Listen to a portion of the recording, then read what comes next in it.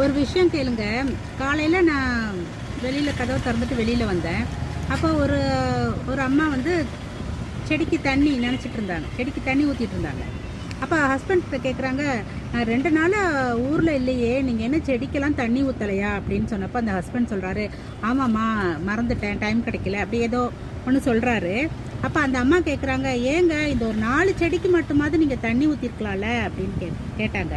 அப்போ அந்த ஹஸ்பண்ட் என்ன அதுக்கு ஸ்பெஷல்னு கேட்கும்போது, இந்த 4 செடியை நான் காசு கொடுத்து வாங்கியிருக்கிறேன், அப்போ அது வீணாக போயிடுச்சுன்னா நான் அது 1000 ருபீஸ் கொடுத்து அந்த செடியை வாங்கினேன், அது வீணாக போயிடுச்சுன்னா காசு போச்சு இல்லையா அப்படின்னு.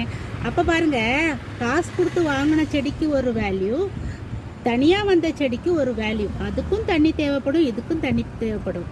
செடிக்கே இந்த நிலைமைனா நம்ம மனுஷர்களுக்கெல்லாம் கேட்கவா வேண்டும்? யோசித்து பார்த்துக்கோங்க. காசு